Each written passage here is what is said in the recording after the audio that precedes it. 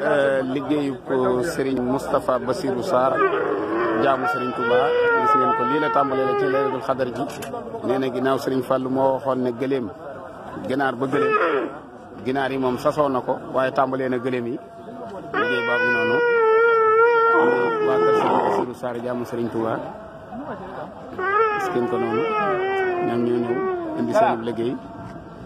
noonu ko sëñ bi waxee woon sëñ Fallou noonu na woon soxna May da nga dem ba di ci rey ay gëléem ñoom nag nee nañ andi nañ gëléem yi waaye duñ yem ci gëléem yi danañ ci dolli ay ginaar baa ngi noonu kon nag ma jàkkaarloog imam ay seen aan mu yëkkati ci ay kàddu li leen sëñ bi soo wax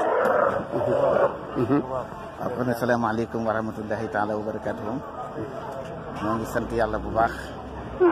sant sallallahu alayhi wa sallam sant Serigne Moussa Bassirou Sarr ñu ko ñaanal suñu borom guddal aw fanam di leen xamal ne Cheikh Moustapha Sarr nee na mos na yéene lépp loo xam ne jaamu borom Tuubaa daana ko def fukk na ko yéen def téeméer kon nee na ngeen ko ñaanal te ñaanal taalib yi ndax amul benn taalib boo xam ne soññ na la wala mu leen indi gërëm lépp lu leen war def nañ kon nag ñoo ko sant bu baax te xam ne soxna May moo na tudd Xaadimu Rasuul moom fas la yéene lépp loo xam ne ñu dana man pour teraanga la wala xew fii benn indi si kër kon nee na nañ ko ñaanal bu baax rek parce que yéene indi lu sëñ Bassirou Sarr def téeméer ci def yéene def junni kon sant nañ ko bu baax ñi ñu indee gëléem yi gannaaw yi noonu lay dem ba ca liñ daan indi si am na ci kon na ngeen ko ñaanal bu baax sant nañ ko bu baax di sant ñëpp sant soxna ak bu baax jërëjëf loolu mooy liggéey bu